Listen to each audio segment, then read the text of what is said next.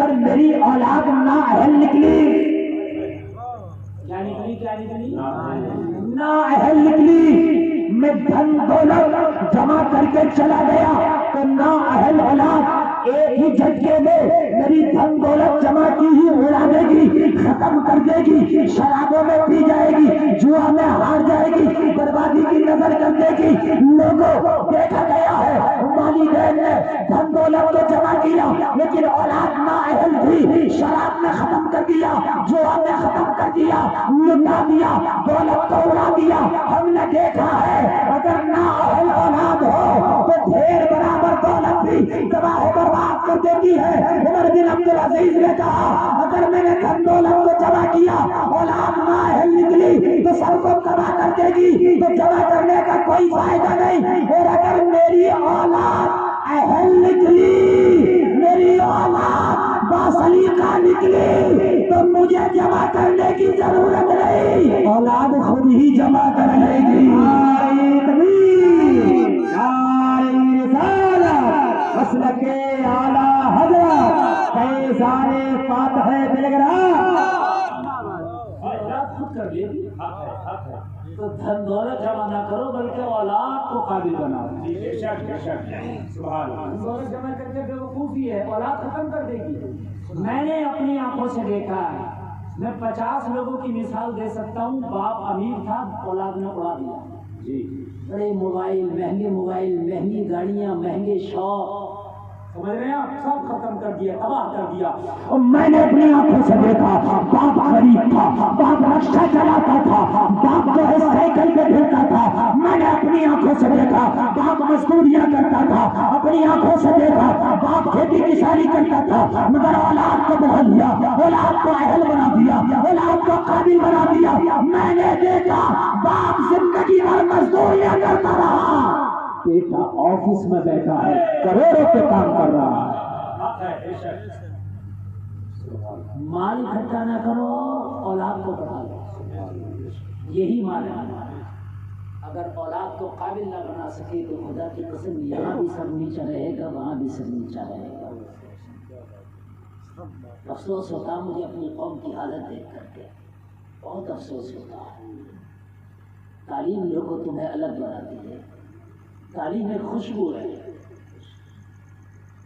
تم جس خوشبو کے قریب نہیں ہونا چاہتے نا، وہ خوشبو ایک ایسی ہے کہ میرے نبی صلی اللہ تعالیٰ علیہ وسلم نے جنگ میں شرکت کی، جنگ مسلمانوں کو جنگ میں فتح ہوا، کافروں کو قیدی بنایا، تو وہ قیدیوں کو جب چھڑانے آئے تو نبی نے فرمایا ان کا بدلہ دو، وہ بدلے میں مال دیتے اپنے قیدیوں کو لے جاتے ہیں۔ کچھ ایسے تھے ان کے پاس مال نہ تھا، نبی نے فرمایا تمہارے پاس علم ہے، تمہیں علم سکھاؤ، علم سکھانے کے بدلے تمہیں آزاد کر دیا جائے گا۔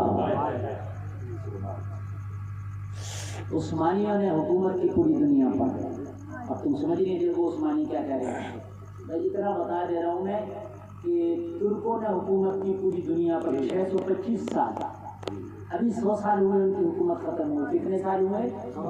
100 سال۔ مدینہ پاک پر وہی میزبانی کرتے تھے، حرم کعبہ کی وہی میزبانی کرتے تھے، مدینہ شریف میں آج بھی ریلوے اسٹیشن بنا ہوا ہے، انہی کا بنایا ہوا ہے،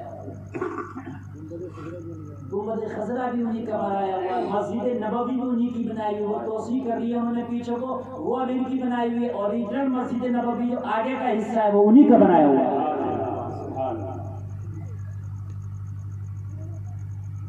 اوٹومین امپائر کے نام سے انہیں جانا جاتا تھا، آدھی دنیا پہ ان کی حکومت تھی، کتنی دنیا پر؟ زور سے کہہ دو، ارے اپنے بچوں کو بتا دینا کہ کلمہ پڑھنے والوں کی بھی آدھی دنیا پہ حکومت ہوتی تھی، بتا دینا۔ جب ان کی حکومت ٹوٹی ہے تو 42 ملک نکلے، 42 ملک کٹ کٹ کے بنے، بہت بڑے عاشق تھے مصطفیٰ کے، بہت بڑے عاشق، اتنے بڑے عاشق تھے وہ ریلوے اسٹیشن کبھی مدینہ جانا ہو تو دیکھنا گنبد خضرا سے مشکل سے 1.5-2 کلومیٹر کی دوری پر ہے بس۔ آج بھی وہ ٹرین کا انجن کھڑا ہوا ہے، انہوں نے ریلوے اسٹیشن بنوایا تو، لیکن جب اس کو چلایا اس سے دھواں نکلا، آواز نکلی تو منع کر دیا، میرے نبی کے شہر میں آواز ہو یہ ادب کے خلاف ہے۔ یہ ادب کے خلاف ہے میرے نبی کے شہر میں. قرآن کہتا آج بھی نبی کے روزے میں ایک آیت لکھی ہے قرآن کی, کبھی جانا تو پڑھ لا. یا ایھا الذین آمنوا لا ترفعوا اصواتکم فوق صوت النبی. سنہری جالی کے اوپر لکھی ہے آیت.